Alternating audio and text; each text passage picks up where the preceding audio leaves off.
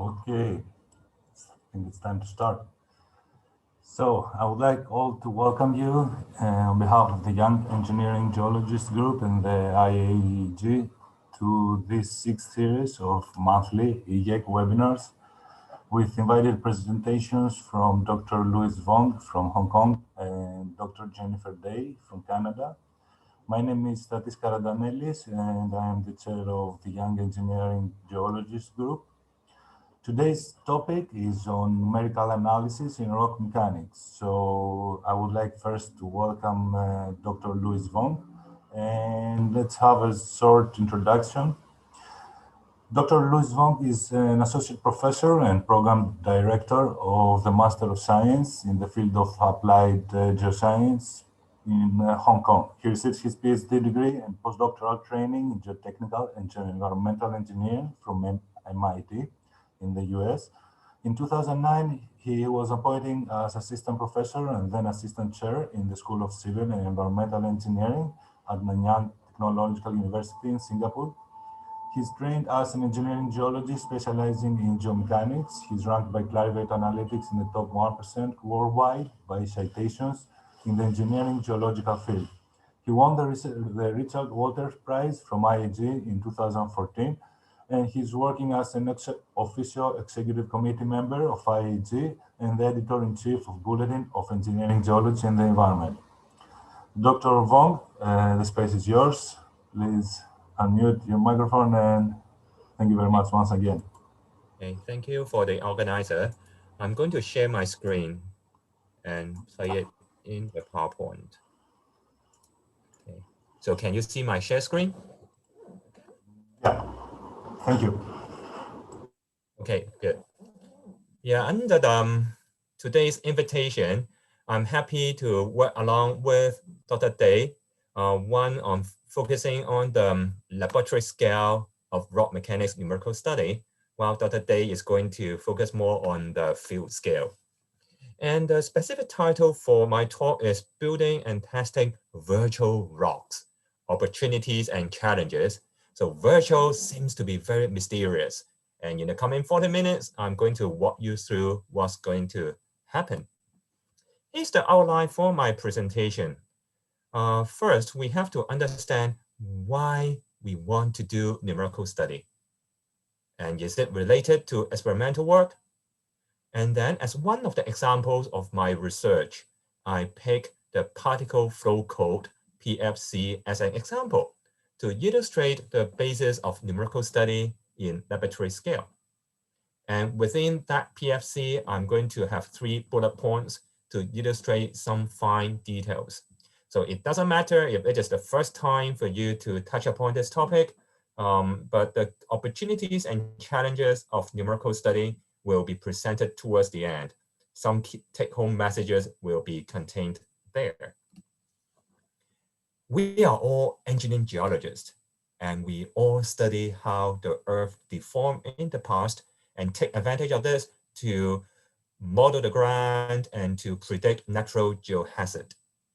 In the field investigation, I believe you have encountered fractures in the rock in the kilometer scale, in the meter scale, and in the centimeter scale. And what is so unique in engineering geology is the fractures are not entirely randomly distributed. Based on mechanics, because of the application of external forces, new fractures appear in the rock.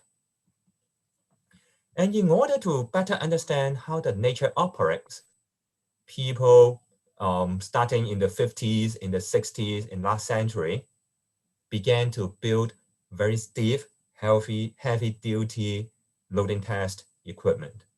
And this is the stress strain curve typically obtained from such a uniaxial compression test. Is it a new knowledge? Not entirely. I retrieved these figures from a textbook which was published in 1983, very likely many years before some of you were born. So what was the textbook knowledge at that time?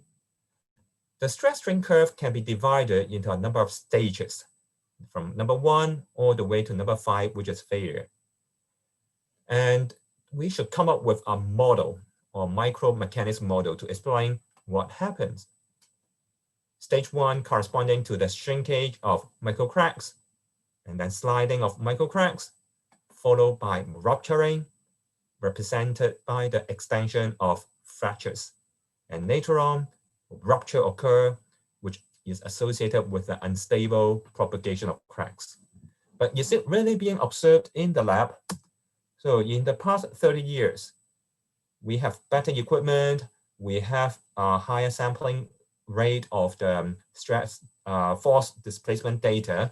Here is one example of such graph. The vertical axis is the axial stress.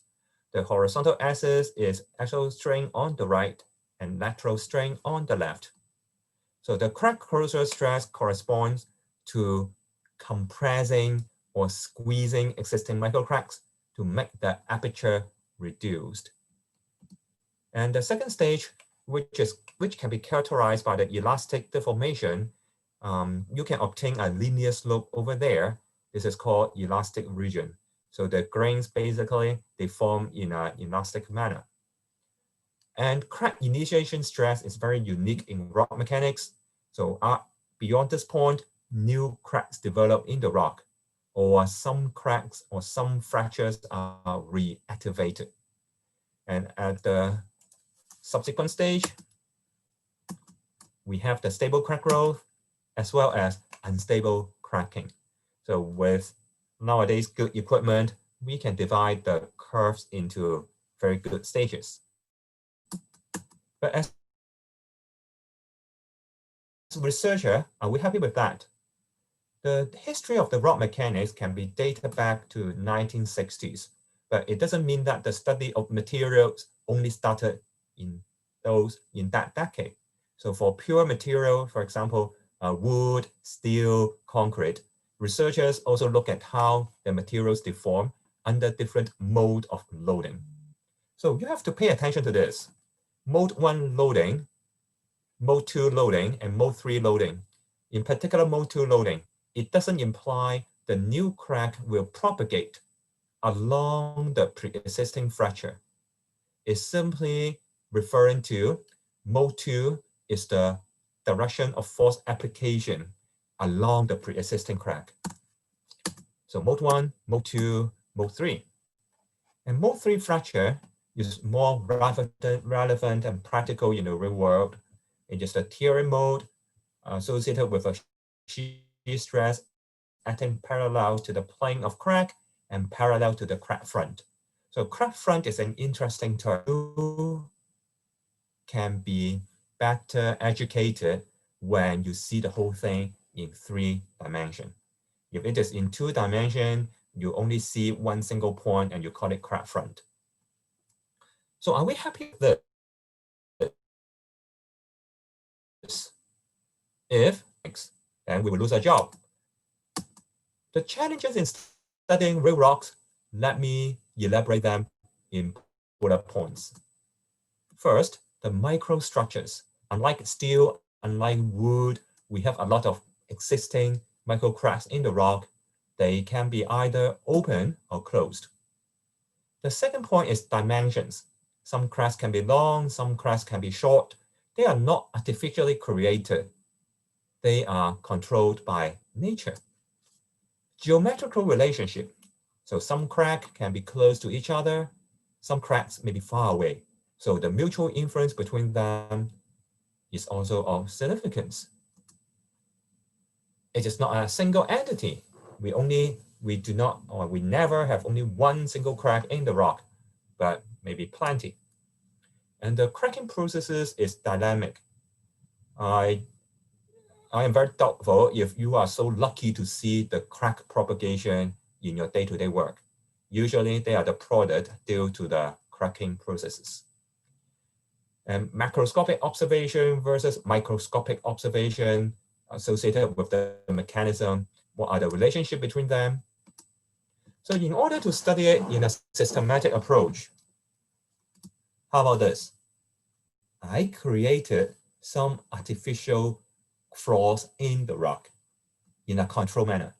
And the flaws are in unique geometrical arrangement. So they are not random, but I control their geometry. And I also use a high-speed camera to capture the crack initiation, propagation, and connection process. And upon the end of the test, I collected the debris and also some failed fragments and put them under SEM to observe the crack development history. And in order to better review the crack traces, the fluorescent impregnation technique is also employed. But don't forget, this is not just for the sake of research, not just for the sake of publishing a paper, but we would like to better understand how cracks develop in rocks. So always in my teaching of engineering geology in my class 1 to my students, I pose a very simple question. We already have material of science as a discipline, but why do we still have rock mechanics and soil mechanics? So my answer to them is, soil mechanics is so unique by itself because of the presence of water. Without water, it is simply an assemblage of particles. And how about rocks?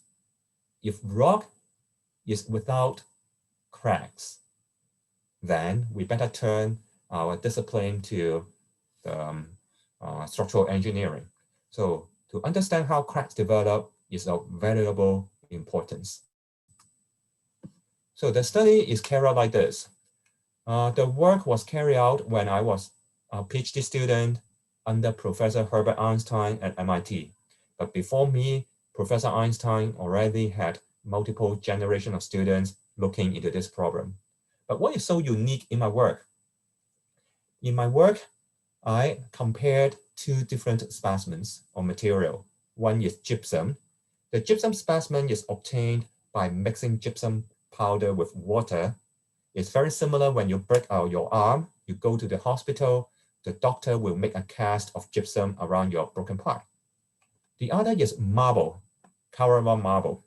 In earth sciences study, it is a well-studied material because of its homogeneous and mono-mineralic nature. But you may have a question, how can I create a flaw in marble in such a nice manner? I use water abrasive jet, which ejects a very high-speed stream of water with abrasive powder, so it can be smooth and nicely cut.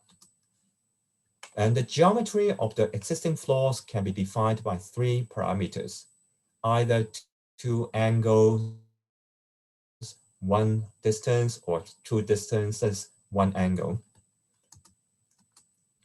And later on, when I was in Singapore, I extended the work to dynamic loading. So in previous study, the rock was loaded quasi-static manner, very similar to your typical UCS test in the lab. And later on, I also observed in the literature, an echelon fracture is so common in the connection or cut across property will lead to the formation of fault. So I artificially generated fault in the lab. So by the comments, my key comments on the experimental studies, they are very valuable and be able to reveal the key physical processes, especially different rock type behavior. However, it is not without limitations. First, they are mostly 3-dimensional. Even though I'm using a high-speed camera, I'm only capturing one surface. And the complex loading conditions of triaxial, for example, the triaxial state is hard to be replicated for an easy reason. If it is a true triaxial test, which means all 6 faces are covered up by steel plates, then I cannot observe the cracking process by naked eyes or by a camera. The real flaws, we on purpose artificially control their geometry, their dimensions, but sometimes they can be very sharp, which is very difficult to be replicated in the lab. And also the contact conditions. What is the friction coefficient between the interfaces of a crack? And can we do simultaneous loading and monitoring to trace the crack evolution? So in order to do this, I better make a parallel numerical study. So I keep all the parameters, variables the same. So the approach will be similar to the physical experiment using artificially created flaws. And the flaws also in unique geometrical arrangement. But instead of using a high-speed camera, this time we resorted to a numerical tool. And as an example, I am going to demonstrate the use of particle flow code to better understand the cracking problem. So the objective is still the same, nothing is changed. So I hope so far you follow me. I started with the field observation of cracks, and then in order to better understand them, we carry out experimental study in the lab, and it provides the motivation of doing a parallel numerical study. So here comes the basics of PFC. So I understand in the field or in consulting firms, using e-YEG is more common associated with your tunneling work. But both e-YEG and PFC are both classified as discrete element method, DEM, versus the other more commonly used geotechnical software, which are based on FEM, finite element method. Another term for PFC sometimes is called distinct element method. So the key essence is the micro properties consist of stiffness and strength parameters for the particles and the bonds. So all of you should be familiar with these two terms, because for any rock specimen, any concrete specimen in your hand, you can do the loading test to determine the strength, and then from the slope, you can obtain the stiffness, which is the modulus. But what is the meaning of particles and bonds? Let's look at the schematic sketch here. The PFC this time consists of a number of particles, and the particle is bonded together. This is one example of bond spring. So you can envision it as a spring connecting particle A and particle B. If you pull the string far enough, very similar to your daylight example, you have a spring in your hands and then you pull it apart. At one point, it will break. If the breakage occurs in this manner, we call it tensile breakage. Or if you shear or you slide the two particles adjacent to each other, shear breakage of the bond occurs. But how easy it is broken or it can be broken, it depends on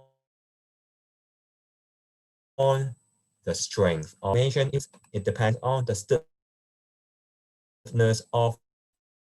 So it's not only the bond has the properties, but also the particles have their mechanical properties as well.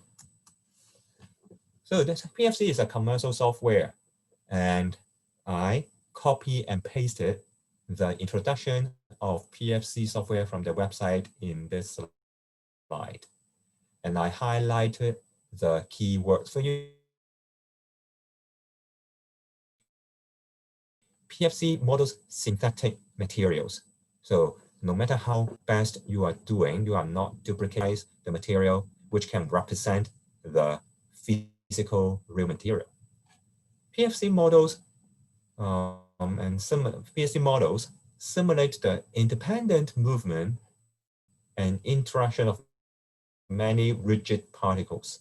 So the implication is the particle itself can move, can rotate, and since the computer has to handle this calculation, so force displacement relationship, F equal to MA relationship, so the more particles you incorporated into the model, the longer time it takes to do the computation. The particle shapes can be disks in 2D or spheres in 3D. And the statement at the back means the disk can be combined or lumped together, and the sphere can be lumped together to become more random shapes. And PFC includes models, very similar to FEM in your excavation analysis, you can have more, you can have, so PFC itself also contains a number of contact models. Let's see the power of this. So what I'm showing here is a single flaw in a specimen. And the flaw is arranged in different orientations. Sorry, I have a mistake here. It should be the 55 degree and then etc. What I'm showing is the whole specimen is under vertical loading of 2.6 MPa. So the applied stress is the same among all the 7 scenarios. And I'm showing the forces into different parts. Again, I'm using the analog or comparison with FEM. At the node, you can calculate the stress and strain. And in PFC, you are going to calculate the particle-particle contact, which is the force. And right now, the force lines are drawn parallel with force directions and crossing particle contact points. So you can see individual lines here. They are also pointing to the force direction like a vector. And the blue represents compression and the pink represents tension, which is negative force. The numbers in each bottom left box, which is here, indicate the maximum and minimum contact forces around the floor. So in this case, 6,900 Newton compression maximum versus in some cases it's only 2,000. So what is the implication? I would like to give you some sense when there are flaws or defects in the rock, there will be local stress concentrations. And some parts will be compression and some part will be tension.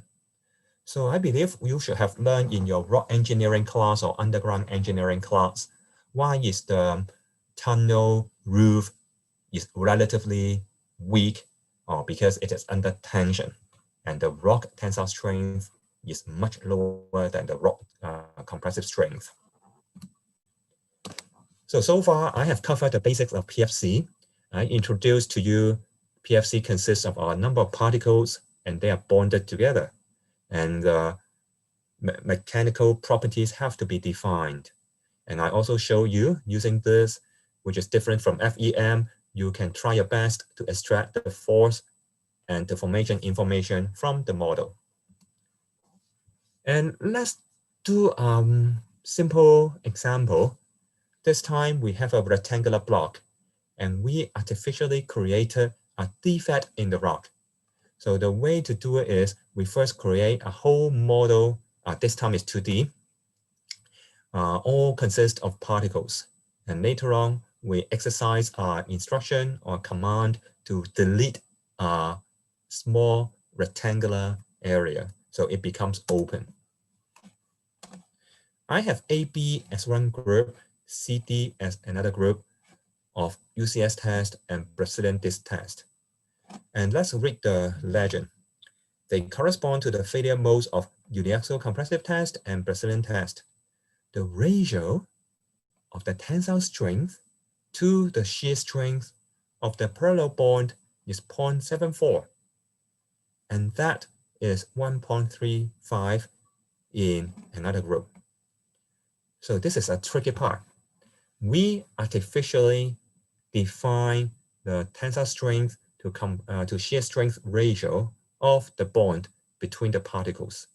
If you change it, you are going to change the failure mode of the rock. So I simply would like to emphasize the importance of a proper calibration of mechanical parameters. So let's continue the modeling work. And this time I have 2 floors and the length of each floor is ½ an inch, which is equivalent to 13 millimeters. And the geometry of the floor pair is defined by the ligament length, the floor inclination angle beta, and the breaching angle alpha. It can be positive counterclockwise or negative clockwise. And it consists of 38,000 particles. But the work was done a number of years ago along with my postdoc. So nowadays I trust that you can increase the number of particles without a significant trade-off of the computing time. So here is the video showing the results. So gradually, new cracks appear, but you observe that the new cracks do not immediately link up the two adjacent floors. Instead, they extend from the 2 or the 4 floor tips. They tend to be perpendicular to the existing floor at the crack initiation point.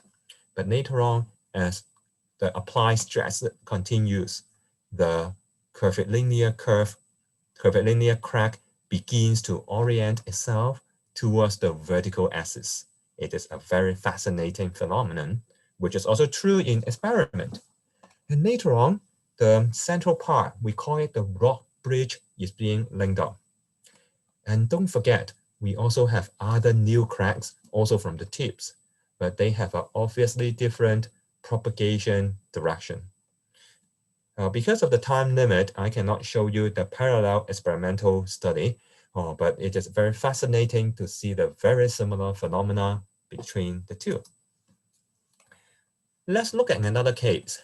Instead of showing you a video, this time I show you the individual snapshots. So the white color is the micro tensile cracks initiated, and the red color represents the micro shear cracks. And the bottom numbers, they correspond to the vertically applied stress externally. Look at C, it corresponds to the peak stress. At the stage afterwards, even if we reduce the applied stress, the cracking processes continue, so indicating it becomes an unstable cracking stage or the rupturing stage. So the previous work, if you are interested in that, you can refer to our earlier publications in 2012 and 2013. But as a researcher, reading such or present you such cases, it may be fun and fascinating, but it is not of great help to solve your own problems, UMPFC. So later on, we carry out a series of studies, assuming I'm a newcomer to this world. When I begin to build my model, I can have a number of choices. For example, the size effect, how long my floor can be. Back to the mechanics, it will be related to the edge effect, how close your floor tip is to the specimen edge. How about the loading rate? Yeah, this numerical tool allow you to define a loading rate, but is it one-to-one correspondence with the physical loading rate? Not entirely. So we also experiment that and later on make a recommendation. How about the ratio of the floor size to the specimen size? And also how to make use of the displacement field vector for analyzing the cracking processes. So I and my postdoc work out or develop the tools to assist other users. So you may be a little bit complaining, hey, Dr. Wong, you are presenting the work which was done almost 10, 15 years ago. This is not what I am expecting. Can you tell us something new? Grain-based model, GBM. I'm going to share with you the excitement over the past few years of research. The question is the representation of mineral grains at disk, which is shown in the previous few slides, satisfactory? Are you satisfied with such representation? All of you are geologists. We are in the IAEG. All of us in our year 1, year 2 study in university look at the thin section. Oh, here is an example of thin section of Bukit Timah granite in Singapore. So the plagioclase, even though it is mottled, it is weathered, the overall rectangular shape is still retained. And the alkaline feldspar, the orthoclase, it is also clearly shown. So what is the shape of them? Are they of disk? Never, never. And besides, how about the micro cracks in the rock? It is the situation when I did my work in Singapore. We heated the rock up to 500 degrees Celsius and then let it cool down. And using the fluorescent dye impregnation technique, we try to let the specimen suck in the dye, and later on under the microscope, we can see the traces of the cracks. So they are also not entirely linear and also of various dimensions. So here comes the concept of virtual rock, which was part of the title for today's presentation. The real granite observed in thin section is like this. You can have individual grains, they can be fragmented, they are of various sizes. In finite element models, FEM, you can develop or build different meshes. So it can be triangular shape, can be tetragonal shape. And in discrete element models, we first started with spheres or disk, ellipsoids, or clumps that you get them together. Or what I'm interested in is polyhedrons. I believe nobody will disagree with me. Each of them is actually a polygon. So the grain scale, discontinuity, and the heterogeneity, if we are able to model them, we are one step to develop a virtual rock which can be better representing the real rock. So the BPM on the top left is what so-called the bonded particle model. So I on purpose don't emphasize this name in the previous slides. Right now, let's call them BPM. Relatively simple, particle-particle contact, and that's it. And each particle is not breakable. So this is the idea, it's not breakable. And in GBM, the idea is we develop a grain, and the grain will be in contact along an interface. And within a grain, we can have particle-particle contact.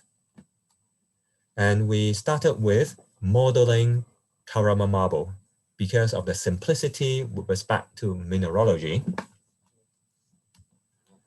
So here is the idea. We have one grain, another grain.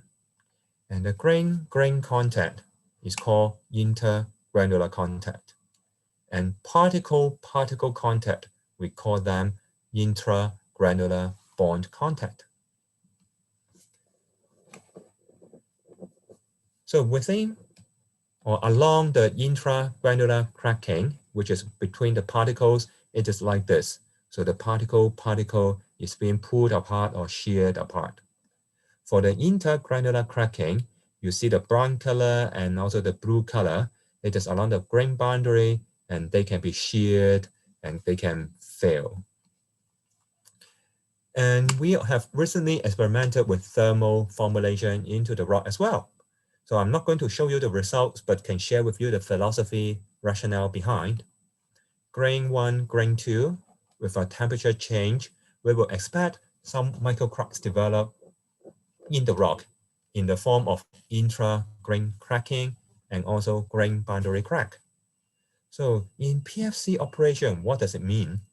So the smooth joint contact between the grain and also the parallel bond between the particles, they will be broken. But how does it work? In your primary school science class, you understand when you heat something, it will expand. So PFC has such a formulation.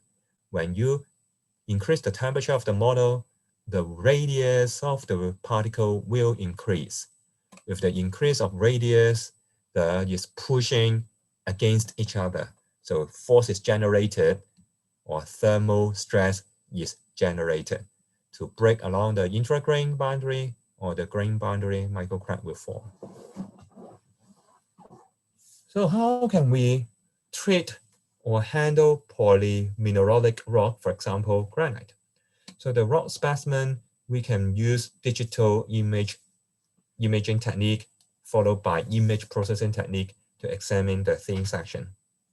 And we try to build a comparable numerical work setup containing the grain-based model. So each grain try to mimic individual mineral grain. So the philosophy or the rationale is, first, we will create an assemblage of particles following a certain distribution. And then we join the center of the particles in step B. And the centroid of each polygon is identified, so as the individual black dots. Later on, we link up all the black dots to form individual polygon, which is like this. So if you remove the particles, you will have a network or a mesh. And because of your previously assigned percentages of red color, yellow color, blue color, the corresponding mesh or the box can be colored to represent an individual type of mineral. So if the same color is present next to each other, so we can represent them as a large polygon. And the idea of that GBM is within a grain, multiple particles are also generated. So let's see more detail here. So I magnify the view on the top. We have this red color as the smooth joint contact between grain and grain. And within a grain, we have a number of particles, and they have the bond between them. And the bond is the parallel bond, similar to the earlier part of the presentation. So when there's an application of a force, the particles break, it can rotate around each other. And in that smooth joint model, the beauty is if it breaks, it will translate along the predefined boundary. So the end result is we would like to create future cracks either along the joint, along the interface of the grains or within the grain. So let's go to the real work. We have the thin section. How can we characterize the different proportion of minerals? So after the point counting, we also do this. We enclose a particular mineral, we obtain or we calculate the area, and we try to get the equivalent area defined as the equivalent diameter of the same area, leading to the same area. And we do such calculation. We have K-feldspar, quartz, plagiar case, biotite being observed. And in PFC, we define the mineral, the minimum grain radius, and also then the maximum grain radius as a ratio of 2.2. So this is based on the previous manual counting of those equivalent diameters. So this is the model we built. The actual model dimensions is 50 mm and multiplied 25 mm. You will be puzzled why it is so small. In our day-to-day lab test is 50 mm multiplied 2 times as the height 100 mm. But 5 years ago, the computer is not that super. In order to reduce the computing burden, we take a quarter of the whole thing. So we reduce it. And later on, we use the previous mentioned method to develop the polygonal shaped grains. And within the grain, we have individual particles. And let's see the prelim results.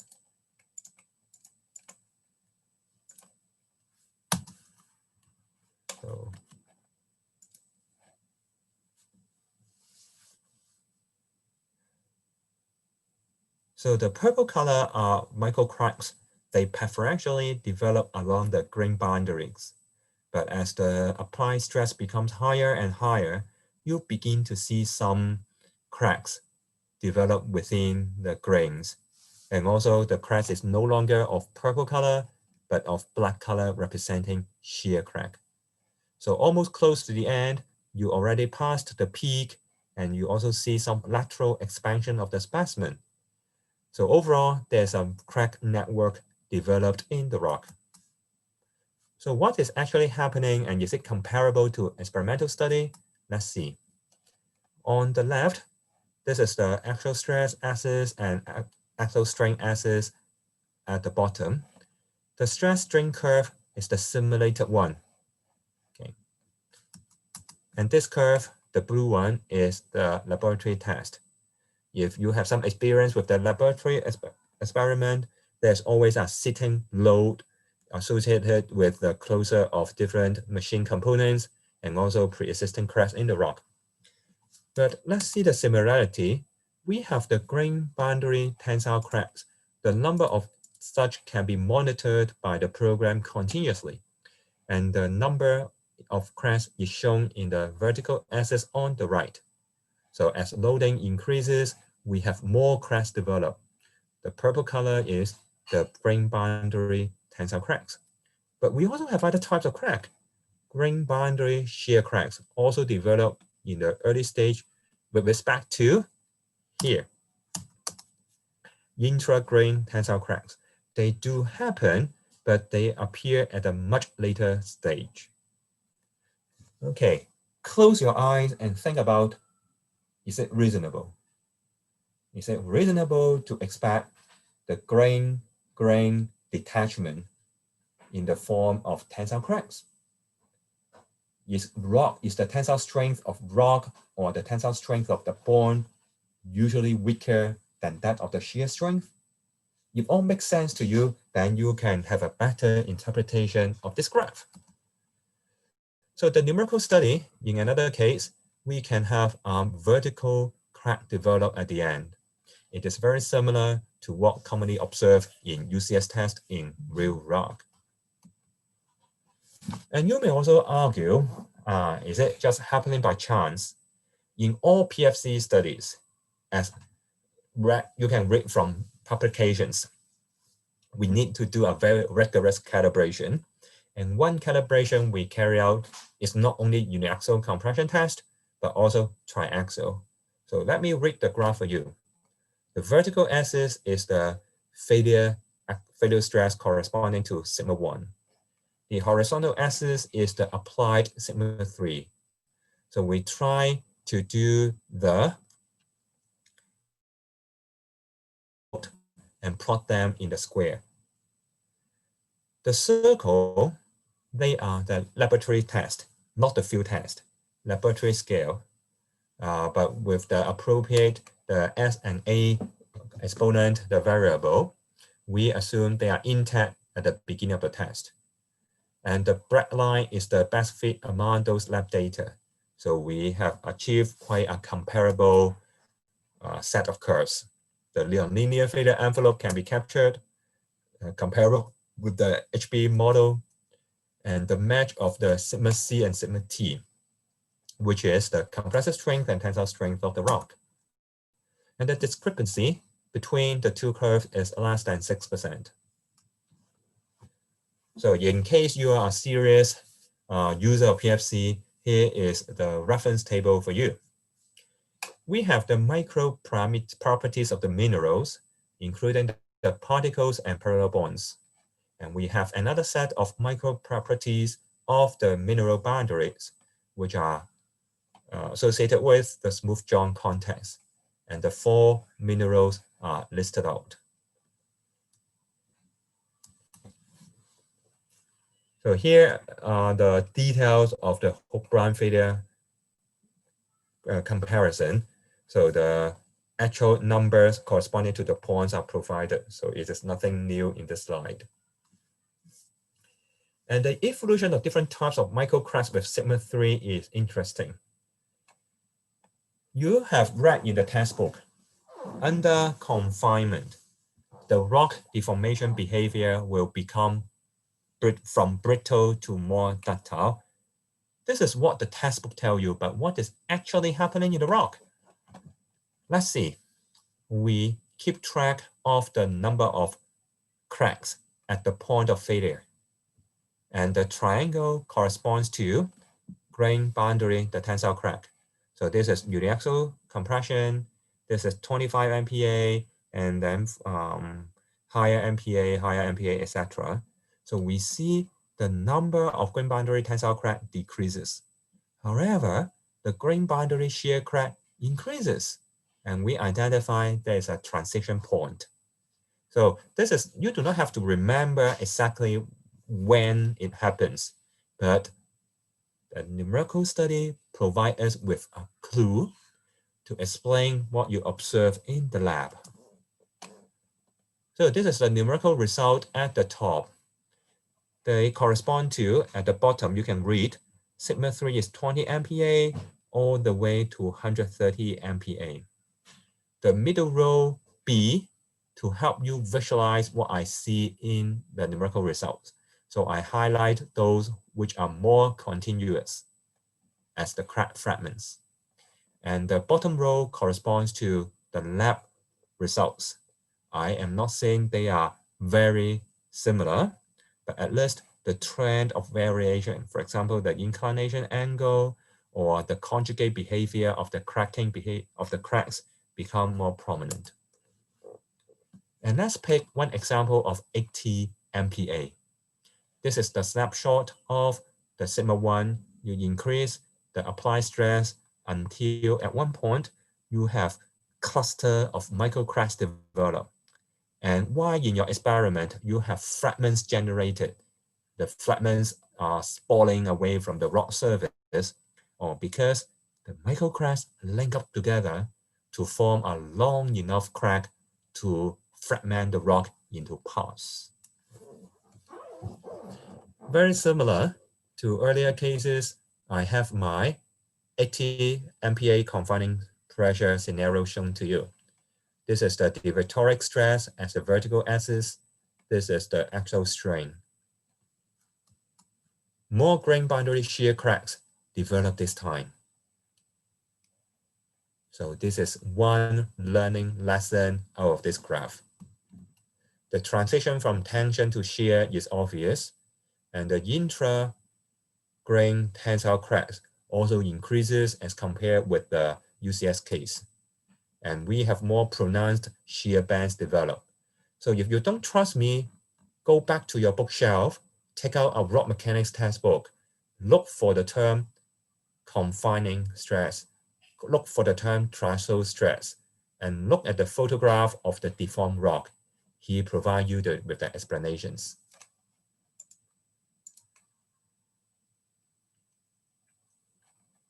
Okay.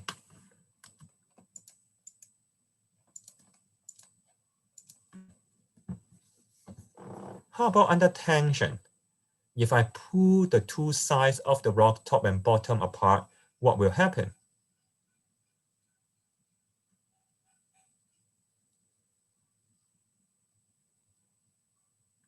So I on purpose showed to you in the very, very early stage, nothing happened.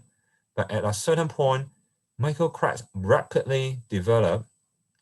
Since it is rock, they will develop at different positions, but they preferentially or eventually develop along a crack. And the crack is almost parallel to the top and bottom layer. And what is the nature of this crack? They are grain boundary tensile cracks. So this is the final snapshot, which is very comparable to what you observed in the lab. So we have running out of time. You may have the question in mind. Let me explain that to you. Why Dr. Wong keep on emphasizing we have grain, we have particles, but how many particles should I be including in the grain? Sorry, I didn't have for you 2 years ago. And because of the research nature, we have experimented with different grain sizes, 1 to 3 mm. This is the grain when closed by the blue circle. And I also experimented the different minimum particle size from 0.12 to 0.42. And as such, we will have different grain to particle size ratio. So I keep it short. And we also have the particle size ratio, which is the for the particle dimension relationship. From left to right, you observe we have different grain sizes from small to large. And at the same time, I can also increase the particle size. So from small to large. So take this case as an example. The grain is very large, but at the same time, the particles are also very large. At the top, the grain size is the same, but this time it consists of much more particles. Then let's see what will be the results. The most intuitive results will be to look at the UCS and the E, the modulus. The UCS is plotted on the vertical axis on the left. And on the horizontal axis, I show the minimum particle size, the R mean. Remember, the smaller the particles, the more it can be appearing in a particular grain. So in the grain, we have also the grain size increasing. So it takes time to interpret the graph, but let me help you. We have the grain size to particle size ratio, L to 2R average, and we notice the UCS increases, but up to a certain point, the UCS doesn't change anymore.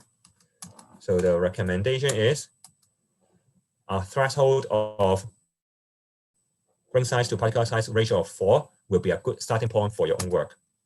So is it always better to increase the number of particles in the grain, as you can see here? Yes, yeah, the strength more or less become constant. But let me ask you that question. Is it always better to live in a luxury 2,000 square feet apartment?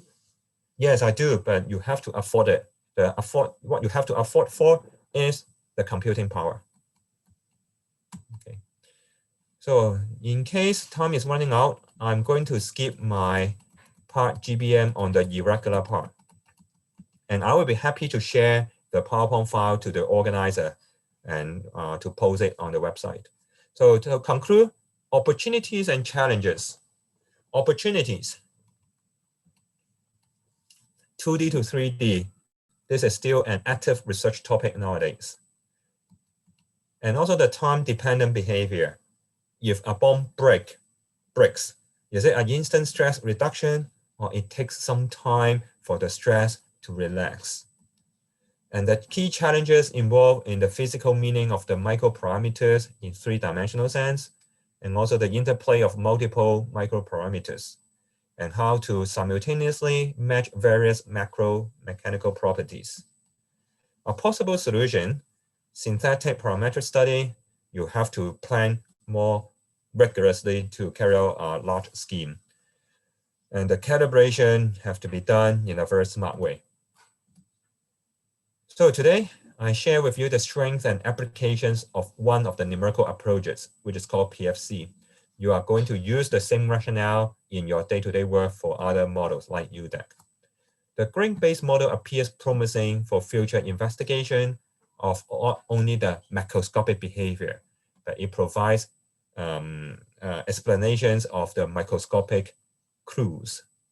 And the beauty of the GBM, whatever input you provide, there are always results to show you. But is it what you expect in your manuscript, in the submission? Not really, because you have to justify why you have such a choice of grain size and particle size. Okay, I hope those are some key take-home messages you can acquire. Thank you for your attention. Thank you very much, Professor Vong. It was more like a pleasure to listen to you. I think we're gonna have some questions. There is already one. So, Professor Vong, can you give us some idea about how the microparameters were obtained? Say, do phi in microparameters of a mineral actually correspond to its experimental results, or are they values from a standard operating procedure? Okay, yeah, this is a very fair and valid question to ask. And every time when you submit a manuscript to a journal, or even my PhD student doing the defense, this is a must-ask question. The answer is, this is not straightforward. Okay, let me summarize that in a very concise value. We have different minerals in the rock, but relatively speaking, we know which minerals are stronger, which minerals are weaker. So you have a ranking among them. So when you do your calibration, in other words, you change your parametric values stepwise manner. You know what direction to change or which one to change first. The question of are those values from a standard operating procedure? At this point, we still do not have a one-to-one mapping of the laboratory study result with the microparameter choice. Okay, this is my answer to the question. Thank you very much. I don't know if there are more questions for Professor Louis Vong. We're gonna have some minutes. You have more. And okay, it doesn't matter. okay.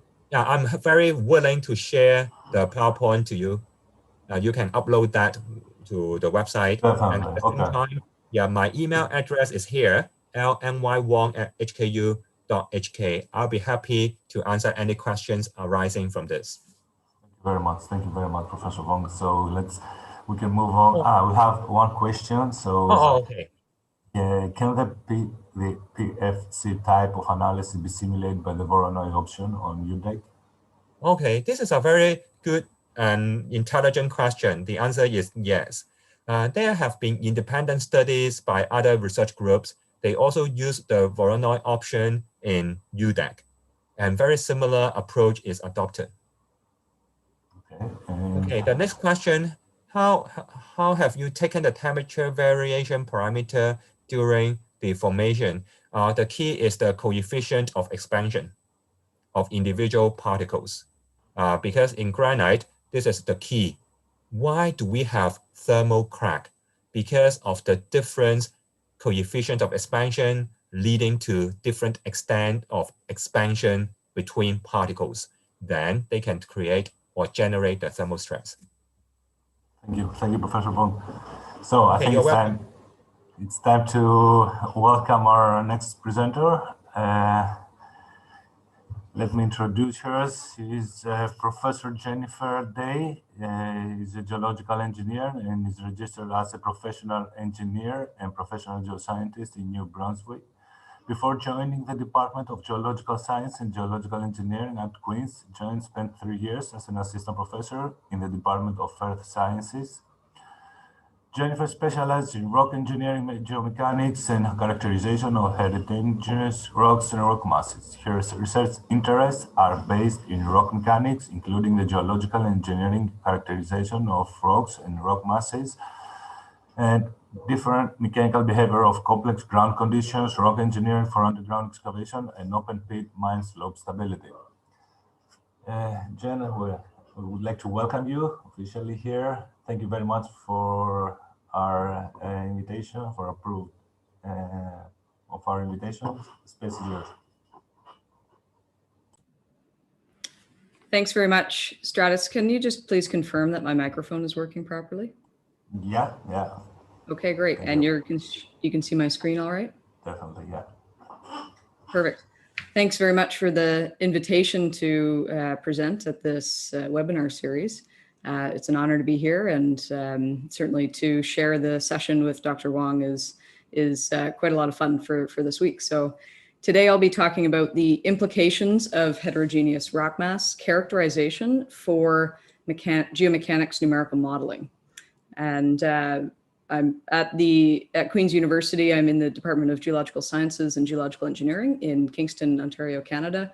And my research is primarily within the Queen's Geomechanics and Geohazards group. Before I get started, I'd like to acknowledge some of the collaborators and sponsors of the research that I'll be presenting today. These include the Government of New Brunswick, Queen's University, the University of New Brunswick, the NSERC, NWMO, Osisko Metals, Glencore, Codelco, and Antofagasta PLC. I would also like to introduce to everybody on this call and to thank the following people on this slide who are my research team of graduate students, Timothy Pakalak working on his PhD, Matthew Clark recently finished his master's, Giselle Retterham working on her master's, Mariam Labide finished her master's in 2019, Nicholas McDonald working on his master's, and Amanda Hislop working on her master's. Most of the research directly discussed today is involving Matthew Clark and Giselle Retterham's research, but the others certainly contribute indirectly to the progress of all of this research. So let's get started. Empirical rock engineering tools are inadequate for designing deep excavations in heterogeneous rock masses. These include empirical classification systems such as Q, RMR, and MRMR. And it's being found that in these deep excavations with very high stresses, intrablock structures are playing a role in the behavior of the stability of these excavations. And therefore, these intrablock structures should be accounted for using an integrative characterization approach for geology as well as geomechanics. And at the site investigation and laboratory testing stages of rock mass characterization, these planning, the planning of these activities should be forward thinking toward numerical models to improve the accuracy of numerical based geotechnical design. So we need to integrate modeling tools that we will use to simulate geomechanics problems with improved characterization of complex rock masses that include interblock structure and intrablock structure. And I'll define those terms in the next slide. This is a very important study and research topic for public safety, safety of mine workers, as well as improving the efficiency and optimization of mining economics. In terms of safety, inaccurate rock mass characterization has been shown to lead to inadequate design of ground support and consequently potentially result in fall of ground, causing fatalities. One statistic from Ontario, Canada, from the years 2000 to 2014, there were 45 fatalities in Ontario, and in the mining industry, 18% of which were caused by fall of ground. And with improved accuracy of rock mass characterization and numerical modeling to understand the stability of excavations, I believe we can certainly improve upon preserving worker life and minimizing the number of fatalities. So in heterogeneous rock masses, there are intrablock structures, which I mentioned on the previous slides. I define these as mesoscale structures within fracture-bounded blocks of intact rock that influence rock mass shear and tensile strength, as well as deformability. Their mechanical behavior depends on their thickness, persistence, orientation, mineralization, and the wall rock material. Some examples of intrablock structures shown on the left are hydrothermal veins and stockwork, other fabric defects, and also sedimentary nodules. An example of hydrothermal veins and stockwork is shown on the photo in the middle of drill core from Chile, and an example of nodular structures in limestone is shown on the graph on the figure on the right. In terms of the rock mass on its own or as a whole, the intrablock structures fit in with the intact rock, of course. And I also introduced the term interblock structures, which includes fractures, joints, bedding, and faults, really the structures that we typically consider in rock mass characterization.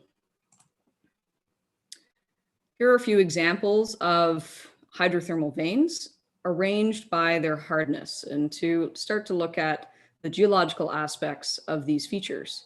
On the left, we have very hard materials such as quartz and sulfides, and these are particularly important for ore deposit contexts. We have anhydrite, and as we move toward the right side of the screen, going towards softer infill minerals of veins, we find calcite, gypsum, epidote, and micas. And then on the far right, we start to look at swelling clays.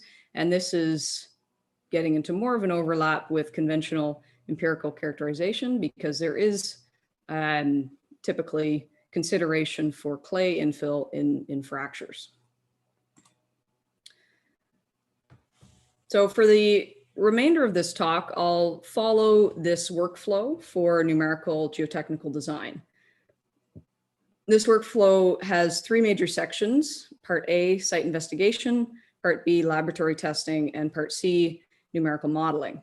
And so with the rest of this talk, I'll go through some examples where my research and my team's research has touched on improving various components of this design process.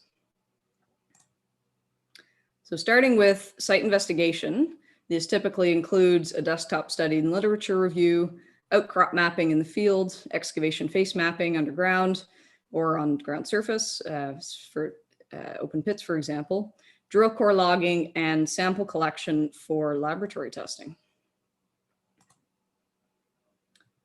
When we're looking at outcrop mapping and excavation face mapping, of course, we have a larger two-dimensional image typically of what we can observe, and in those cases have a look at some almost three-dimensional components of rock mass structure geometry. And then of course, drill core logging and sample selection is one of the most common ways we collect our data, and drill core logging by nature is the one-dimensional component. And so I'll touch on all three of these types of field data collection. So when we're collecting data in the field with the end game to use that data in discrete numerical models, where the structure of the rock mass is simulated explicitly or discretely, we need additional input parameters than we would otherwise for a continuum model. And I'll talk about that theme of different modeling approaches as we go as well. So what's the data that we need to collect? In terms of geometry, we can use field mapping and drill core logging to look at these geometric parameters on the table on the left, including orientation, spacing, persistence, and thickness. And thickness really is mostly for intra-block structures and not so much the case for fractures, although you could also consider the amount of opening of interblock structures as well, depending on the project. From a geomechanics perspective, we use estimations from field mapping and core logging, looking at joint roughness and alteration, using a Schmidt hammer in the field, looking at vein hardness and mineral identification in the field, as well as going toward lab testing, where we can measure these properties with a bit more accuracy. For fractures, we use direct shear testing.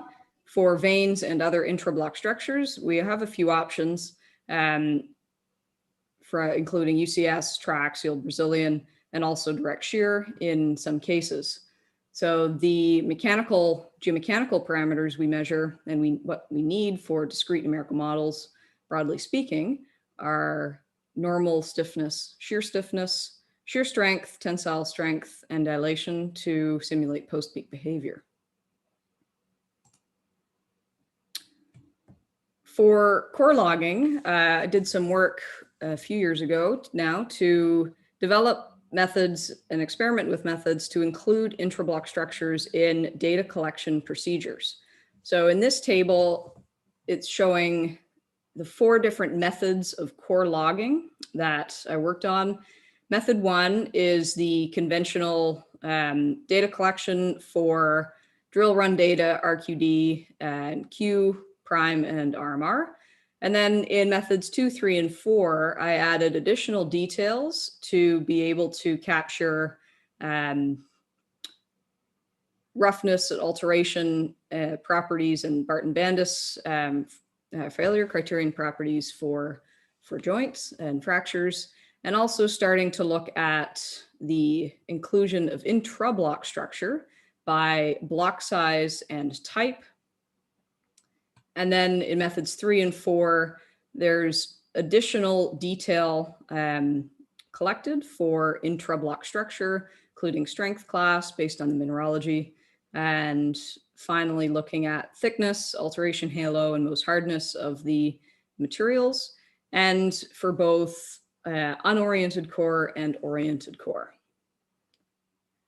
So some of the results from this study showed looking at logging time. So how much time are people going to invest to conduct more detailed logging versus what is the benefit of actually being able to have that data and include it in numerical model. So the table on the left shows normalized logging times, normalized to method 1 for unoriented core. And this is for periods of time logging 20 meters of drill core and n equals 15 for this study. So you can see that by the time you get into from unoriented core to oriented core, there's already a 3 times jump in many cases for the amount of time required to log the orientation and alpha beta angles of the structure, which takes time. And then certainly as you increase the amount of detail as well between the methods to start including information about the intrablock structure, there is more time that's needed. And so for unoriented core, it is about 2 times the amount of time as method 1. So what are the implications of these results in a numerical model? So in the example on the right, they're showing finite element of a tunnel model looking at each method of core logging. So what is the data collected from each core logging method that is available for input into the model? And so as you go from model 1 down to model 4B, certainly the jump between acknowledging that intrablock structure is important and including it in your characterization happens from really between 1 and method 2, where you do see some change, but really it gets into 2B, 3, and 4 when there's enough information now to actually simulate the intrablock structures discretely or in the finite element case explicitly. And if you're really pulling out all the stops and you really need to know everything you can about the intrablock structure, comparing the numerical results between method 3 and 4B shows that the added benefit of modeling data or results for method 4B may not actually be necessary to capture the rock mass behavior that's required. And you can use method 3 to optimize that logging time and cost versus benefits of the actual models. So moving on to sample selection protocols. So for selecting drill core for laboratory testing, there are really no universal sample selection standards or protocols for UCS testing. The ISRM guidelines recommend to not test rock with any defects or veins whatsoever. And that's a bit of an issue when you're dealing with a rock mass in a project where the intrablock structure is pervasive and very important to consider for the stability considerations and the geomechanics of the design of whatever your project is focused on. When we discussed these protocols with some practitioners, their professional experience really came down to judgment and company guidelines. So that means either they would have an agreement with the client on the number of tests that would be conducted, where a certain number of samples are selected from each geotechnical domain. And also another option is to select samples at predefined intervals. Generally speaking, these practitioners also found the main factors when making sample selection decisions are the following 6 points. So the stage of the project, how advanced you are in its design, the geological setting and its relative complexity, the variability of the rock mass, which stems from the geological setting, any existing material characterization information that's available, project risk and uncertainty, and the project budget. So in this study, we looked at we looked at these boreholes and drill core from the legacy skarn deposit, and I'll talk a bit more about the legacy deposits in the lab testing phase of this presentation as well. So we looked at this drill core and decided to do an experiment on what the reported UCS test results would be based on varying the method used to select the samples. So from this borehole, I'll just break it down for you. There's a few different units. There's calcareous mudstone highlighted in blue. There's a beige granodiorite highlighted in yellow, a red granodiorite highlighted in red, and a black granodiorite highlighted in black. So for this experiment, looking at the sample selection methods, we used 4 different ones. The first is looking at homogeneous or matrix type samples only, which is standard practice, i.e. to exclude any samples with veins or heterogeneities, extra granular heterogeneities, I mean. Method 2 is heterogeneous samples only, so you only test the samples with veins. Number 3 is all homogeneous and heterogeneous, so all the samples you possibly can. And then the last one is objective sampling within each lithology at a 2-meter interval of sample selection. So focusing in the same borehole now, just looking at the calcareous mudstone samples, and you'll see now that the samples that were selected for method 1 of reporting are highlighted in red. And so there's 6 samples over the course of the hole. None of them have veins in them. Method 2 is only selecting samples that contain veins and excluding ones that do not. Method 3 is all of the samples that were selected and tested of both matrix type and vein specimens. And method 4 is the objective interval of subset at the 2-meter intervals for trying to get a fair representation of the rock mass.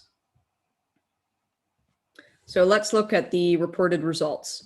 I've only shown the boreholes for the calcareous mudstone, shown on the left side of this graph of peak strength, and each of the data sets here corresponds to each method of sample selection that goes into the calculation and reporting of those results. The same procedure was conducted for the 3 granodiorite units, as well as a garnet pyroxene skarn from another borehole. So you can tell here the key findings are that there are significant differences in reported results between matrix type versus veined samples. This is certainly obvious in the calcareous mudstone, where the veined samples are actually reporting a stronger peak strength in terms of both the mean and maximum value compared to the matrix only type specimens. This is also, it's not as obvious in the beige granodiorite, but it is certainly more obvious in the red granodiorite, the difference between matrix and veined, and the black as well. The results of this study also show that objective sampling method at fixed intervals, so method 4, that includes both matrix type and vein samples, is recommended. And it does capture certainly it lines up fairly well with method 3, which is all of the samples, and typically reduces the uncertainty or range of data. And I'll note that the full study of this analysis is in Clark 2020 and also under review for Clark and Day 2021. And we've also measured the crack initiation and crack damage for the brittle damage thresholds. So let's move on to laboratory testing. In this case, we've collected all of our data from the site investigation, and now we're using the lab testing to further develop our parameters and understanding of the geomechanics, and in this case, especially for intrablock structure, the mineralogy of the materials, which will flow into the geotechnical model for numerical modeling purposes. The 2 branches of laboratory testing are the geomechanics, shown on the right, which includes intact compressive, intact tensile, and direct shear testing. And on the left, this is the laboratory testing of the intrablock mineralogy for a few different scales. We can use hand sample observations, thin section petrography for millimeter scale analysis, and we can also use microscale analytical analyses with such as SEM and MLA, XRD, and XRF. So I'll talk a little bit briefly about the mineralogy techniques that we've been using thus far. So for field identification, it's part of your standard mineral ID kit using your hand lens, knife, magnet, streak plate, hydrochloric acid to test for effervescence, etc. Looking into thin sections and petrography, such as the photo shown below here in the center. This enables us to conduct spatial analysis of mineralogy, and grain size and the texture. And we can also start to look at the geotechnical quality of grain contacts and the contact between the vein, such as the calcite vein shown in the center here, and the wall rock of clay mineralogy in this mudstone. So you can get a sense of the quality of those contacts. The thin sections do have limitations, however, when the mineralogy is extremely fine-grained, and it's very difficult to identify those minerals at the magnification scale that is available from this technology. To look at smaller scale, we look at X-ray diffraction, or XRD. So far, we've been using bulk powdered sample, but there is technology of XRD available to conduct a spatial analysis. And XRD provides the crystallographic mineralogy based on the refraction of X-rays and looking at Bragg's law to produce characteristic curves of intensity counts based on the angle of inclination of the X-rays on the X-axis. So the example here for the calcareous mudstone, you can see the peaks characteristics show up for illite, a clay mineral, quartz, calcite, and some dolomite. And you can see the differences immediately in the mineralogy between the matrix component of the mudstone and the vein component of the calcite. For nanoscopic analyses and looking at elemental composition, the scanning electron microscope, SEM, with mineral liberation analysis, MLA, is an extremely useful technique where you can identify the elemental composition and create maps of the elemental composition at the nanoscale, which is very useful for identifying mineralogy of very fine-grained rocks that you really can't see in thin section, practically speaking. There's also micro XRF, micro X-ray fluorescence, and so these are the elemental composition maps from that technology shown on the right, where you can look at the peaks of individual elements, including calcite, iron, and really whatever you're looking for. And you can see the height of red calcium here corresponds very nicely with the calcite peak in the X-ray diffraction of the vein material, and looking at the calcite is also verified by looking at the petrography. PXRF, portable X-ray fluorescence, is very popular in the economic geology industry, and that's very cool technology for looking at rapid spot scans on drill core to be able to expand this type of analysis into many meters and kilometers of drill core. So let's have a look at the legacy skarn deposit in a bit more detail. We looked at it for the core logging and sample selection. Now let's look at it for UCS testing. The legacy skarn deposit is located in Atlantic Canada in the province of New Brunswick, shown on this map here, and highlighted by the red star. And you can see in cross-section that there are some various layers of granodiorites, limestones and mudstones, and skarn. The UCS test results of this of the rocks from this deposit, we've already looked at the 3 granodiorites and drill core and the calcareous mudstone, as well as the garnet pyroxene skarn. There's veining in both in all of these units, and the vein thickness varies from 1 millimeter in the granodiorites up to maximum of 35 millimeters in the calcite and 15 millimeters in the skarn. In the skarn, you also get far more stockwork networks of veins instead of the more single occasions of veins you would find in the other units. The vein orientations range as well, so we were able in this study to look at the influence of vein orientation and thickness and mineralogy on the geomechanical properties. So here's a snapshot of a few of these results, and again, see these other publications for more details if you're interested. Looking on the left, we have the red granodiorite, and you can see the matrix-only sample. You can see that pop-off failure, and the vein sample, we have that failure through that critically oriented vein. The corresponding stress strain data shows the matrix in the solid lines is far stronger, reaching peak strengths of almost 250 megapascals, and correspondingly the vein specimen is much weaker at around only peak strength of 80 MPa.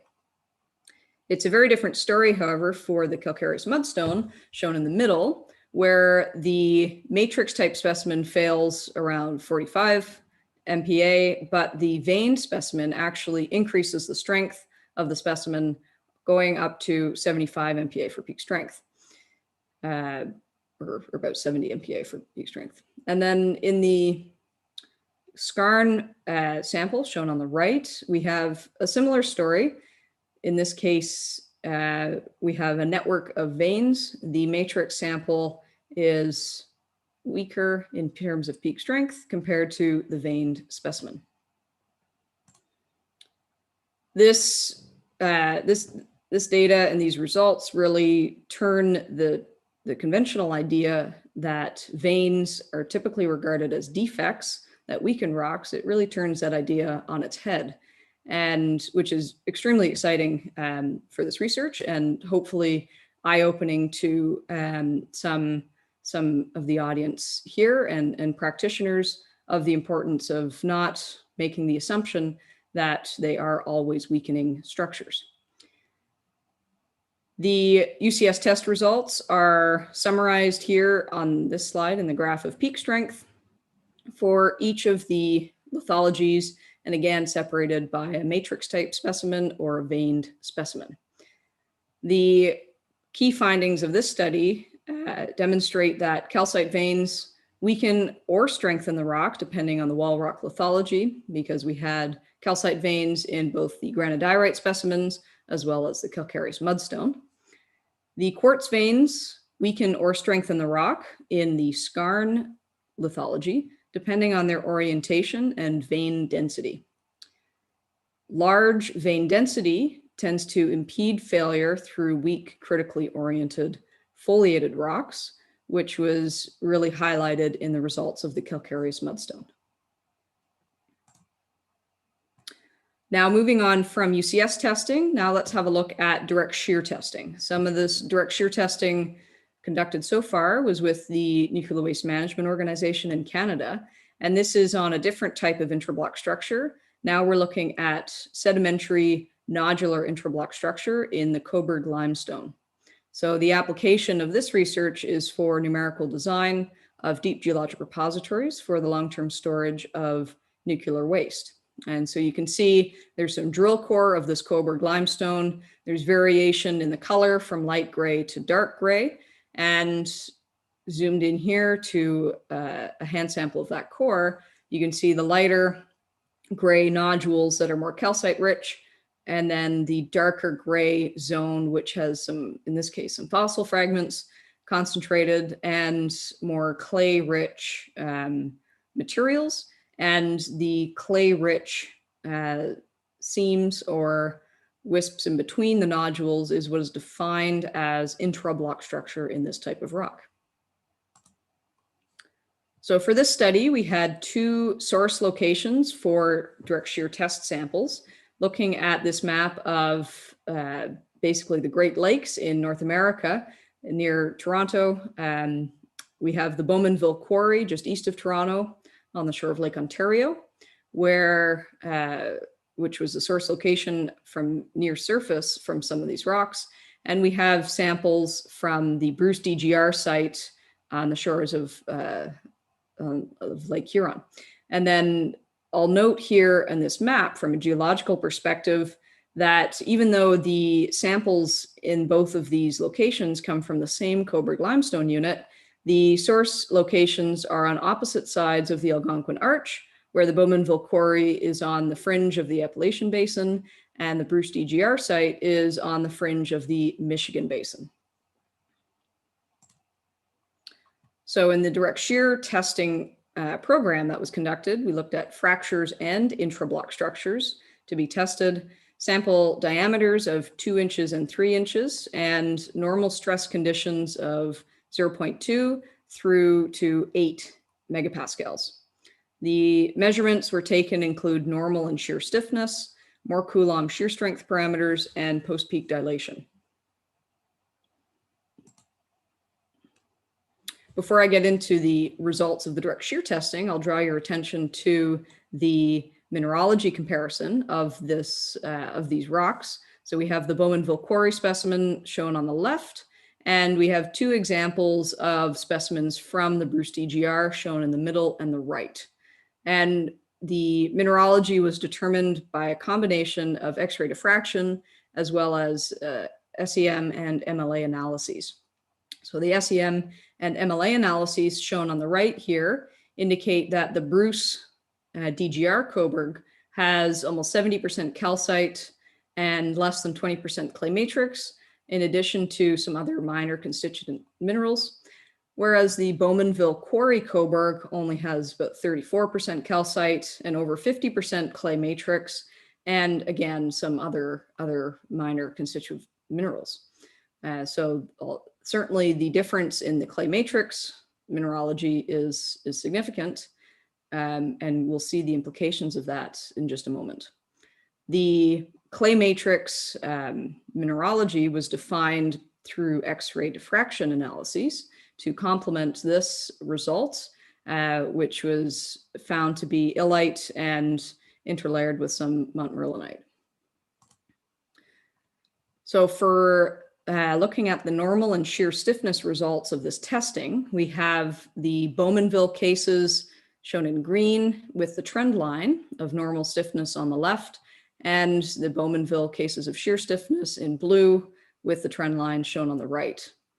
And in both cases of stiffness, I'll draw your attention to in the Bruce site, both normal and shear stiffness were actually greater values than what was measured in the Bowmanville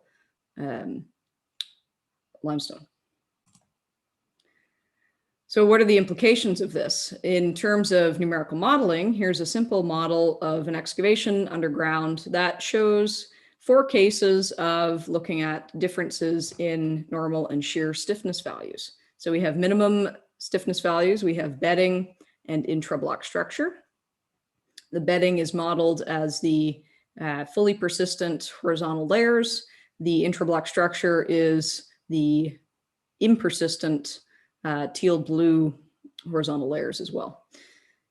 So in terms of looking at the minimum stiffness for both bedding and intrablock structure, that is case 1. And that shows the relative maximum total displacement that was modeled. And certainly I'll note this is a finite element model. And so the physical value of that total displacement should be taken with a grain of salt. The importance of this is to show the relative total displacement found between these models. And so if you compare case 1, which shows very high max total displacement in the roof or the back of that excavation, if we look at the maximum normal stiffness values, such as case 4, we have much even less than half of that first case. So you can really start to see the implications of selecting the appropriate and accurate normal and shear stiffness values for when you're modeling excavations. Looking at the shear strength of these test results, this is a bit of an unconventional graph, but on the y-axis, we have the friction angle, and on the x-axis, we have cohesion for the more Coulomb shear strength criterion parameters. And the data is sorted between tests that were conducted on the fractures, so pre-existing fractures in the material, where you have peak and residual properties. We also have tests conducted on the intrablock samples, which I've introduced a 3-stage more Coulomb criterion to really explain this data. And so in the fractures, we have on the hollow symbols, we have the peak fractures corresponding nicely in that group, and then the residual in orange down here in that group. The peak strength of the intrablock structure, however, is really its own group with significantly higher cohesion and somewhat higher friction angle. And so the 3-stage enhanced or extended more Coulomb criterion accounts for intrablock structure where the initial primary peak strength is breaking through that intact vein material. The secondary component is really called intrablock residual. And this is immediately after failure through that intact vein material where the fracture surface is still somewhat rough based on that brittle fracturing phenomenon. The data here for the intrablock residual does line up quite nicely with the fracture peak strength that we would be conventionally considering in shear testing.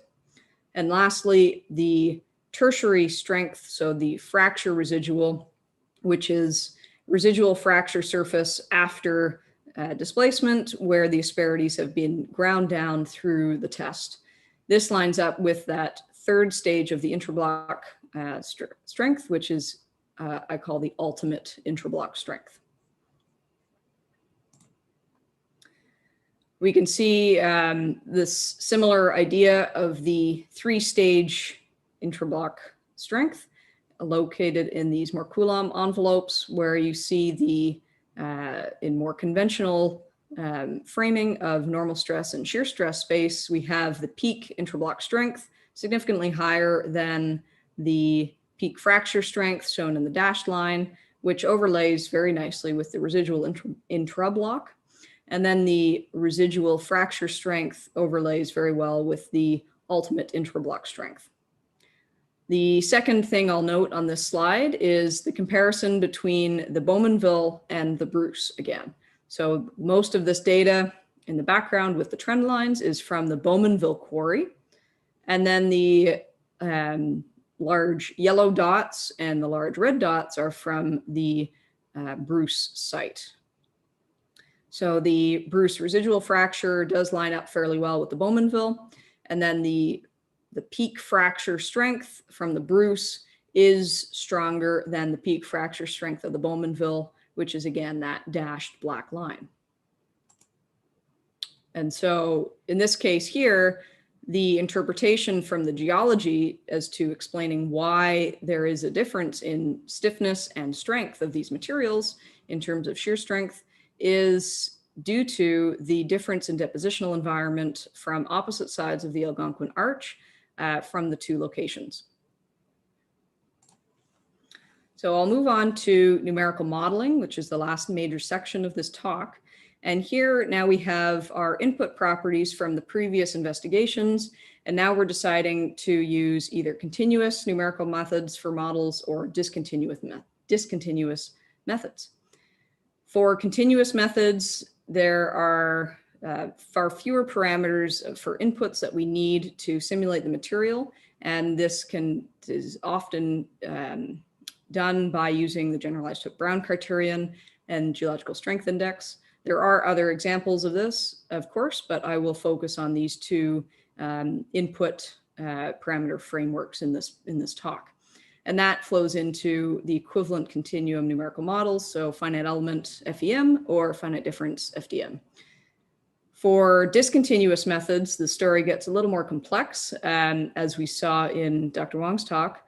And now we also have to consider the individual parameters for the structure. So In the last talk, Dr. Wong went to great lengths to show the different parameters needed to simulate grain boundaries. And if we upscale this to the context of the excavation scale, now we're looking at the rock mass structure.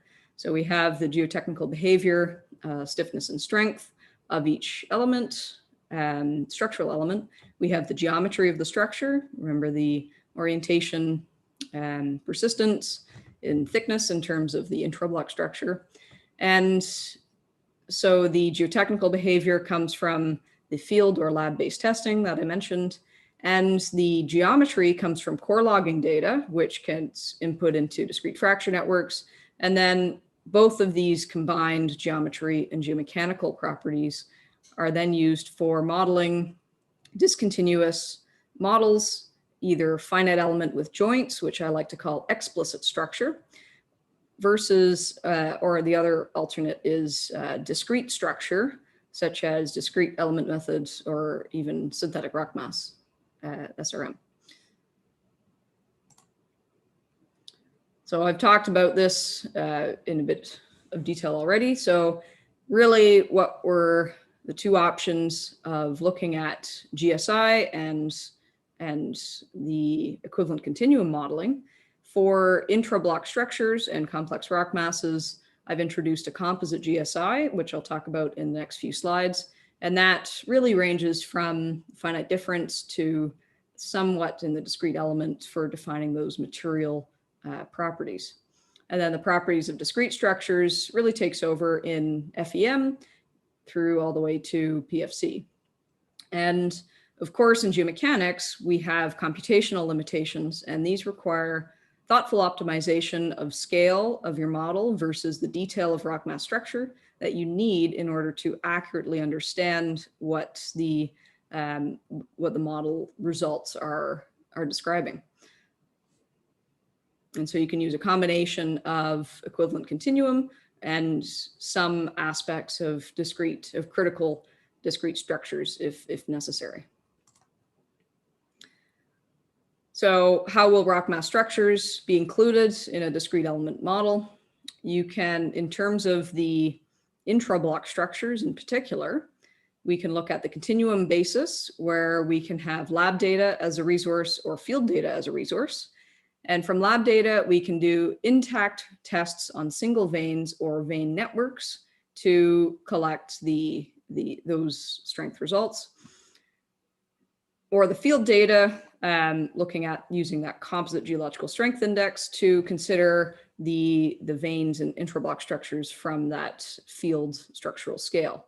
And both of those feed into a model of the constitutive model, such as Hook-Brown or DISL, the damage initiation spalling limit, if you're dealing with brittle situations. For discrete elements, of course, the lab data, as I mentioned, comes from direct shear or triaxial tests on single veins, and could do triaxial tests on vein networks with some post-processing as well to isolate properties of single veins that where the rupture surface was concentrated on.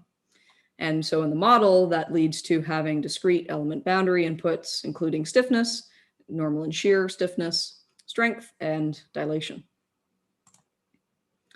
In intact rock testing, so if you're testing veins in an intact rock, here's an example of what you might find on the right, where you have the tests going through the matrix shown by the Hook-Brown envelope in solid line, versus if you then sort the data by the tests being conducted on veined specimens. And you can see there's a very significant difference in the failure envelopes and corresponding Hook-Brown properties to describe these two scenarios. So you could use the veined failure envelope, veined rock failure envelope in your model to replicate the intrablock rock mass structure in a continuum approach.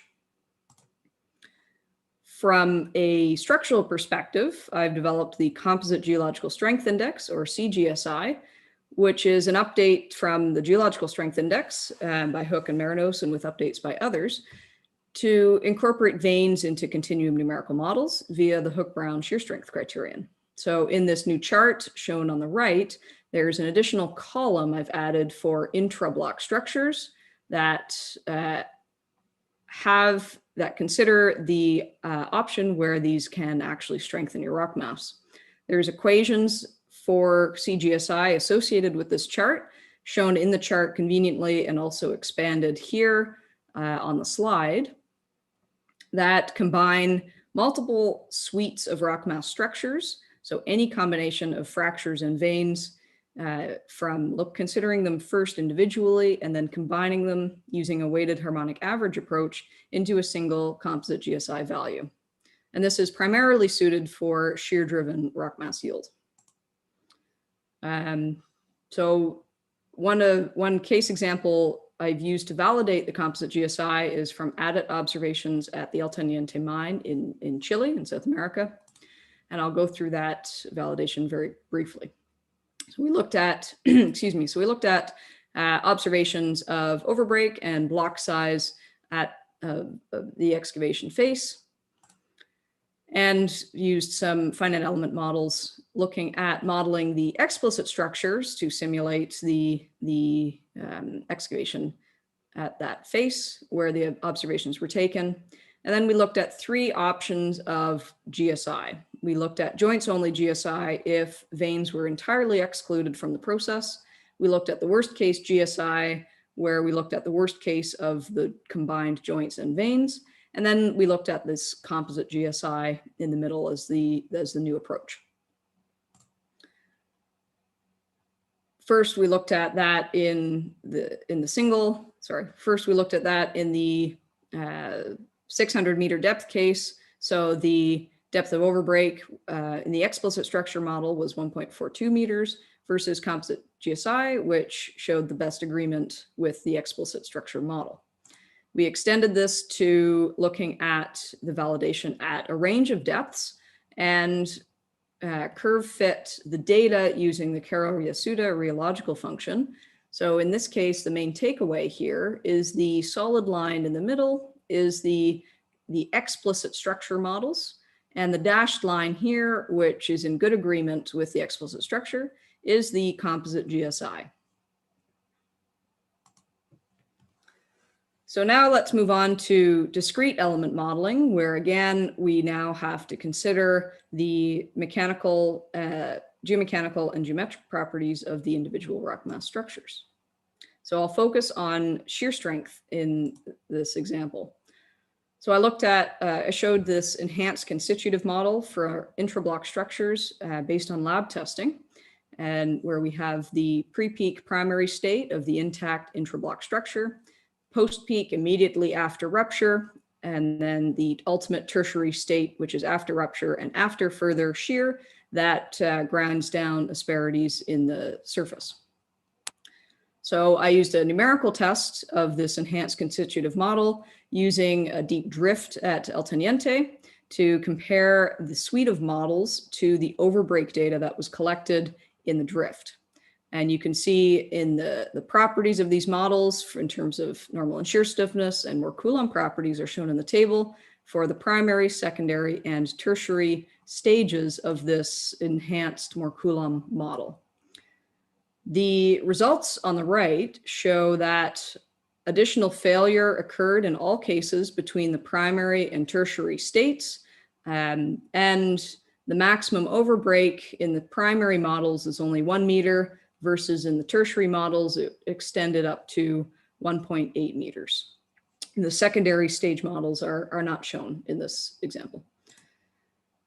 So comparing the models to the overbreak data here is sorted into 4 bins, A through D, where the overbreak is measured at less than ½ meter and then up to 1.8 to 2.5 meters.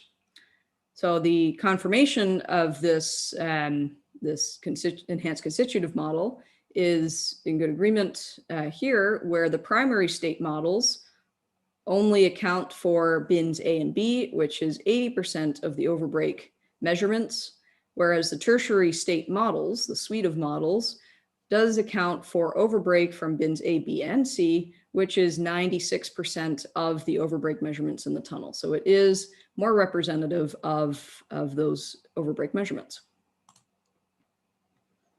And so lastly, I'll just bring it back to this main chart to add the comment that this is a chart that encourages iterative feedback between the different sections of investigation, testing, and numerical modeling to support observational design.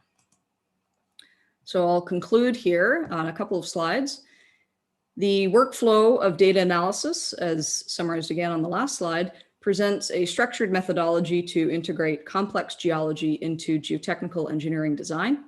The observation and measurement of geomechanical properties in the field and lab are needed to anchor numerical models to reality, and especially in realities of complex geologies and rock masses.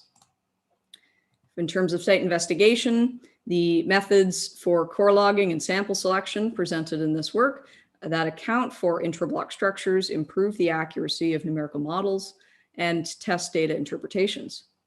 The geological and mineralogical interpretations of heterogeneous rocks and rock masses are an important part of understanding their geomechanical behaviors and predicting the instability at the excavation scale. For laboratory testing, the UCS tests on the legacy skarn rocks demonstrate that veins have negative or positive impact on the rock geomechanical properties, depending on the vein mineralogy, wall rock lithology, and vein geometry. So it is a very complex issue that deserves due attention. The direct shear tests on the Coburg limestone show the impact of the depositional environment on mechanical properties, and strength data agrees with the enhanced Moore-Coulomb criterion proposed in these works. Finally, in numerical modeling, the composite GSI tool enables suites of fractures and or intrablock structures in any combination to be considered individually for continuum numerical models. And the enhanced Moore-Coulomb criterion improves excavation scale model accuracy for complex rock masses. More information can be found in these publications I've listed on this slide. And I'd like to thank you very much for your kind attention and again for the invitation. And I would be happy to take any questions. Thank you very much, Professor Day, for your excellent presentation. We already have one question, so I think we can start with that. What would be the best approach method to investigate concentrations of uranium within a granite sample? Would any of the SEM, XRF, PXRF methods you discussed in the geological characterization technique section be useful? I'm sorry, I'll have a read through quickly. Yeah, just read it. It's in the chat session. It's from Alex Guaylas.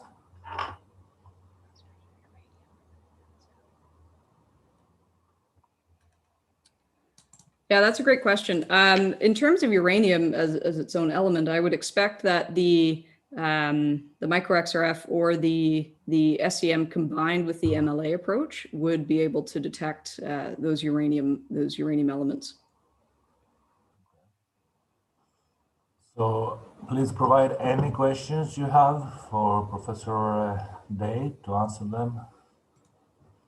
I think there was a lot of information in the presentation. Yeah, sorry. So, yeah. There we go. I think it's good. Okay. And if anybody thinks of questions after my talk, my email and other contact information on social media is on the slide, so feel free to reach out. I'd be happy to chat. Okay, there is one more question. How would you approach heterogeneous rock masses like Fletcher, chalk, and marl systems numerically? Thanks, Chrysothemis. That's a great question. In terms of heterogeneous rock masses like Flish and Molasse and all that, certainly the GSI work done by Vasilis Marinos and others approaches that from a continuum modeling perspective. For numerically to capture the anisotropy and heterogeneity of those systems, I would probably be tempted to, depending on the computational requirements, I would be tempted to explicitly or discretely model the most critical layers or transitions in layers, and try to capture any further anisotropy or strengths in the rock mass with the equivalent continuum approaches. One last question, what about core logging system? Yes, well, for core logging system, I mean, certainly with Flish and when you're looking at interlayering, assuming you have good core recovery, for starters, I think that's an issue. For sample selection, I would strongly advise testing both stronger and weaker sections to capture that range of variability in the rock mass. And similar to, as you would, you may even consider looking at the different layers in terms of different geotechnical domains entirely before incorporating them together in your model, depending on the thickness of the various layers, if it's even possible to sample the different sections for intact testing. In terms of lab testing, looking at the angle of orientation of structure, such as foliation, with respect to the core axis is also important to, as has been demonstrated by many researchers over the years, all the way back to Jaeger and Cook, of course. Is certainly something to consider when you're looking at defining the intact rock strength versus the rock mass strength with that changing orientation of structure. I think we have one more question from a previous presenter, Professor Hutchison. Stratus, I'll just add one more thing. Yeah, definitely, sorry. In terms of lab testing and recommendations for foliated rocks and looking at the mechanics of foliated rocks, I'll encourage everybody to look forward in the next couple of years or so to my PhD student, Tim Pakalak's work to be coming out soon. So thanks. I'll move on to Jean's question. Given your findings about sampling approaches, is a substantial reinterpretation of database of past test results required or even possible? Yeah, thanks, Jean. That's a very good question. I would certainly say that if the data exists in databases, it would certainly be worth looking at again to revisit where data may or may not have been excluded. And especially if data was originally collected, such as in the context of mining, earlier in the stages of mining, when intrablock structure, for example, may not have mattered quite as much. But now in the case where mines may be going far deeper, where there's higher ground stresses and these intrablock structures do matter, having a look to all of the test results originally, and even resampling if the drill core is still exists to do new testing would certainly be something worth considering. Okay, I would like to thank both presenters at this point for presenting exceptional work. I would like to thank all of the attendees for being here today. I would like to keep you updated with more actions are coming from the e-YEG group. Please keep updated via our social media and from the IAG website. Once again, thank you all for being here and being part of it. This is e-YEG webinar. Depending on where you are, good night or good morning, and have a good day and stay safe. See you. Thank you very much.